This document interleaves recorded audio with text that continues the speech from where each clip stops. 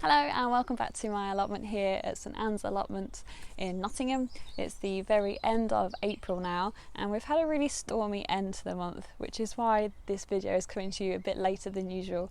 It was really wet and windy and wasn't the best filming conditions. But before that we had glorious weather. It was really sunny and really hot and it was just wonderful over Easter bank holiday. So with that combination of weather, everything's now looking really luscious and green and the leaves are back on the trees. Everything's really growing and especially the weeds. So I've been doing a lot of weeding this month, trying to get on top of them before they get too established. And I've been doing a lot of tidying up, as you'll see in the video. And I've got a polytunnel that's now bursting with plants because I've been sowing so many seeds and soon they'll be going out into the ground. So there's quite a bit to show you today, so let's jump right in and give you a tour of my allotment at the end of April. Here we are at the end of April, but first of all we're going to have a look at the rose that I recently planted that's right by my feet. So here's the rose that I planted just a few weeks ago. It's called the Generous Gardener, and look at that shoot. It's put on some fantastic growth in just a couple of weeks, and all of these buds are now really starting to shoot as well. The bluebells are in bloom.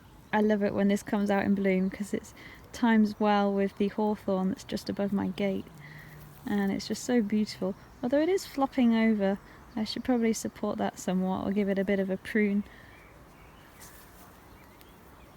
I'm actually planning a little bit of a redesign for this border because some of the shrubs I'm not that happy with anymore, and as Marie Kondo would say, they don't spark me joy. But this one is definitely staying because I just love it. But I have some roses coming through, some dog roses coming through from my neighbour's side, which is brilliant. And I just want to make some room for them and maybe also plant some dahlias up as well. So a dahlia and rose mix I think would be gorgeous. So this bed is going to be in development over the next few months. From the other side you can see the hawthorn tree above, absolutely smothered in white flowers.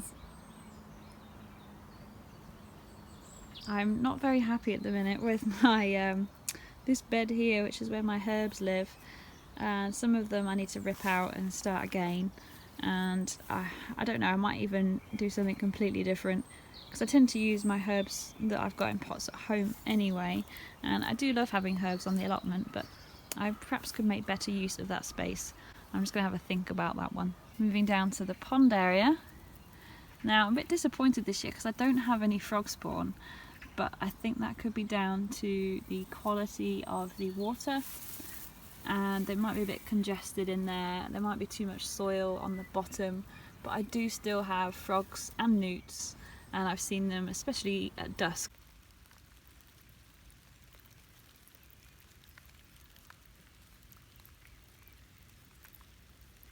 The garlic is looking pretty fantastic, and if you remember I've got a few different varieties in here, and some of them I've actually saved from my own stash that I grew last year, and I've got a couple of rows that are actually from supermarket bought garlic just to test and see how well it grows. And you can easily see this is definitely a thicker, healthier looking group of plants, whereas these here are looking quite weedy and thin. So we've definitely got some differences going on here. Be interested to see what the results are at the end when we harvest them. My gooseberry bush now has lots of teeny tiny little gooseberries on it, and inside these strawberry cages, and we've actually got some strawberry flowers already, and it's only the end of April, which means there's a good chance we might have some strawberries in May, which I'm not sure has happened before. There's nothing much new over this side. The garlic's growing well under the blackcurrant bush, and that's put on some new growth as well. Strawberries at the back, that patch is looking quite rampant because I still didn't tidy it, but it's probably just going to stay that way now, I think. And then the bees, look at it. The rhubarb is absolutely enormous, and I can't get down the path. It's just so big. I think this is one of my favourite areas on the allotment at the moment, now that all the forget-me-nots come out into bloom. And look, I do have a few tulips that actually survived the attack from the rat or the squirrel. I really love forget-me-not, it's such a pretty little flower. And the bees absolutely love it as well, so it's great for the wildlife. and it naturalises areas so beautifully. But a lot of people seem to regard it as a weed, and I can see why. It does spread quite easily, but it's just so pretty. I've done a little bit of moving around in the wildlife area. This purple heuchera was too dark to go at the back of the allotment where it was quite shadowy, so I mixed it in with this lupin, and I love the way it contrasts next to it in colour and leaf shape as well. As for the apple tree itself, well, the beautiful blooms that I absolutely love did not last for more than a few days. Because of all the stormy weather we had, they just blew straight off, so I'm hoping that the bees had time to actually pollinate those flowers. Over in the wildlife corner, a few of the perennial plants are now coming back into life, like this Aquilegia. There's the sedum right at the back corner. More lupins and stinging nettles. I can leave them, the wildlife likes stinging nettles. I've got a blue geranium here, and there are a few more tulips that will be coming up quite late. There are also lots of foxgloves coming up as well. But there are so many plants in this corner, I can't quite remember them all, so we just have to wait until they come up and flower. Here's one of the beautiful flag tulips under my apple tree. I just love the shape of this one, it's so round and open. Moving on from the wildlife corner and to the other side of the shed, where I've been doing a lot of tidying up. I've moved away all of the rubbish and the pots, and I've actually cleared some of the area right at the back where I'm hoping to create a bit more of a woodland area. So I've cleared out a lot of the rubbish around here so I can extend this border and take it around and back. My carrot bed is looking nice and vibrant with the garlic growing in front of it. I will be sowing some carrot seeds soon. There's nothing in there at the moment, but I have just planted out lots of shallots. Over in this bed and this one here, there's nothing growing in it just yet. I had to chop up the green manure again and topped it with lots of manure and any spare compost that I happen to have from any pots that I'm emptying at the time. But I'll be growing some squash in this bed and some beans over here. I messed up my plot rotation, so I would have grown field beans and then runner beans, but I'm not too worried. But over here we have some potatoes. So I'm running a bit of a potato experiment this year, and I'm growing some in pots, some straight into the ground using a trowel. I haven't done any trenches, and on Zorun's allotment I've actually dug the trenches. And my plot suffers with wireworm, which often makes holes in the main crop potatoes. So the only potatoes that I've got in the soil in my garden are Charlottes, which are a second early, and I harvest them around July time, and I'd noticed that they don't really get the same kind of damage that the main crops do. By having them in pots, I can also keep them well watered, because the drought last year was a bit of an issue and we hardly harvested any potatoes at all on my allotment because of the hot weather. This Almeria that's growing in my dry stone raised bed is probably one of my favourite plants at the moment because it's such a trooper. And when we had that intensely hot summer last year, I thought it died because, you know, there's not a lot of soil in that crevice, and to my surprise it came back around November and bloomed, and look at it now, it's going great. I've also bought some trailing geraniums, and there was a little bit of a clearance going on, so I've got a half price Aquilegia that's about to bloom. I bought another lupin because it was really cheap, and they look great in the rain even before they flower. But inside the polytunnel, that's where it's all happening this month, it's a bit of a jungle. So starting over here we have some chickpeas, which are new for me this year, never grown them, and I know that I'm probably not going to harvest many at all to make a good amount of hummus, but I'm going to give it a go. I've got some sweet corn, and this is an early variety. I've got a few pansies that are blooming, and I sowed these in autumn last year. Now we've got cornflowers, poached egg flowers, and Diacia, I can't read that. These are the tips of my sweet peas that I took as cuttings. I pinched these out, but I don't think they're rooted yet. I recently sowed these squash that haven't come up just yet. I'm especially looking forward to trying the Candy Roaster. It's a big pink variety. Lots of basil that I've pricked out and put into little cells now. Over here, these really need to go out soon, are the onions. That's a pickling onion, and the Zebrune shallots at the back. Some cosmos, that's a different type of basil. Lots of chamomile that needs pricking out. Royal mallow here in the middle, and this one hasn't come up yet either. Now I've got some beetroot and the leeks, the leeks and the beetroot, leek shoots, they're doing okay. And I've got all this lettuce that's desperate to go out. I mean, that's ridiculous. And can you tell what this is? It's not a squash, and it's not a courgette. It's a melon. And I've not grown melons before, but I thought if we have a summer like last year, it'll be interesting to see if I can grow some. The sweet peas desperately need to go out. Just waiting for some good weather to plant these out, maybe in teepees. Then I've got some tomato and some chili peppers. Let's go through some of the varieties. Oh, that's not a chili pepper, that's a tomato. Sweet Million tomato.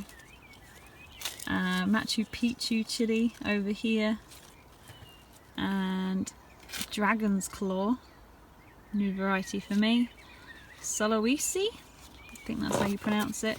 This is one that I actually topped a few weeks ago, and it's put on lots of side shoots, which is great. This will have some nasturtiums in it when they come up. I've also got some perpetual spinach and some chard, rainbow chard. And my tomatoes, I've probably sown them too early this year. Look how big they are. They're probably about a foot or more even already. And over here, I don't think I showed you this before, but this is my mashua. And I got this at the Nottingham Organic Gardeners Potato Day from a friend. And it's an edible, a bit like nasturtium, so you can eat the leaves, but it grows from a tuber and you can eat the tubers as well. And the flowers, so you can eat the entire plant, and it's a new one for me. I just can't wait to see it grow, and it'll climb up something, but I don't know what yet. Alright, I'm going to be here all day if I show you each and every plant. But we've got some more sweet peas that are going a bit yellow because they really need to go out. I've got groups of beetroot. I'm trying the Charles Dowding technique, where you multi-sow into a cell and plant out a group of beetroot rather than sowing them individually. These are calendula. I've got some more chickpeas, more yellow beetroot over there. This is my San Marzano tomato plant so far. Looking pretty happy, wouldn't be surprised if that starts to flower soon. And then we have some more chilies. This is my Bohemian goat, which I can't wait to try. I've got Machu Picchu and lots of jalapenos there at the back. Some sugar rush peach chilies, Scotch bonnets. I'm just growing lots of chilies and tomatoes this year. I've got a few dahlia pots in here. And oh yeah, what's that? I found some more that I haven't actually potted up yet. Before we end the tour on my allotment, let's have a look at what's going over on Zorun's plot, who I share a space with, and see what's going on over there. So there's a good chance that I may have taken on too much here, and I didn't quite realise how much work was involved, because we had a really good day here with my two friends Eric and Maddie. It was about a month ago now, and we cleared out all the weeds, but they're back, and I didn't quite realise just how much of the thistle, the creeping thistle, was here. But I'm still going to use the land. You know, I've got potatoes in, I'm going to get some sweet corn in, some peas and beans, but it's just not going to look pretty, and I'm just not going to worry too much about it, to be honest. I'm just going to do with it what I can. So all of this space was cleared, but within the last week all of these thistles have come back up, and in this patch here I've actually planted a lot of main crop potatoes, but as you can see they're just rampant everywhere, and you have to dig them out, you can't just hoe them off. So yeah, it would have been a big challenge to get this all looking good. But like I said, I'm not worried. As long as I can get something from the ground and harvest some crops, then I don't mind. I have been using the greenhouse and I've got all my dahlias down here. They're coming into life, as you might have seen in my last video. And I've got lots of peas and sweet peas growing away in here too, as well as some squash. So let me give you a close look. One of the varieties that I'm growing is called Avi Joan, and this is like a heritage variety that's been saved by a chap called Adam, and he goes around and works with the Heritage Seed Library to preserve some of these seeds that would have otherwise been lost.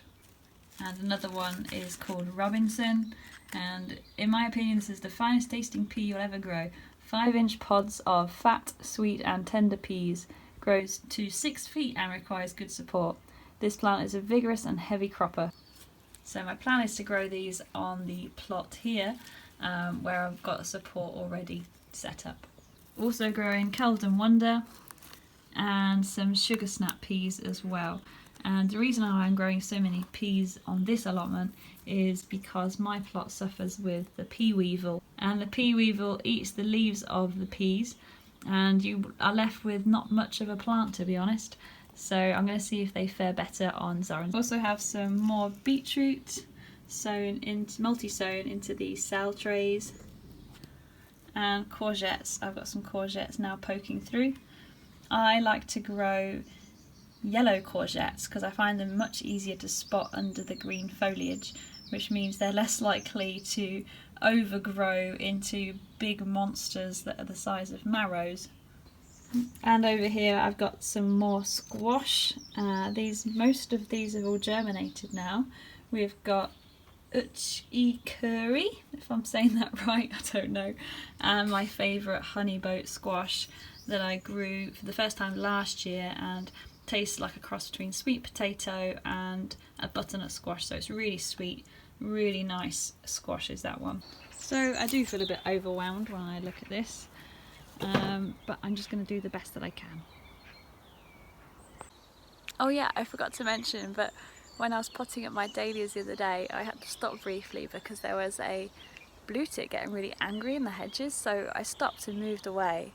And I didn't realise, but he's making a nest in the bird box that I put up last April. So here's how my allotment is looking from the top of my plot at the end of April 2019, and I'm quite pleased with how it's looking at the moment, but next month is going to be the real test because that's when all the plants need to go out and it's going to be pretty hectic. Thank you for joining me on the April tour of my allotment. As you can see, things are shaping up quite nicely at the moment.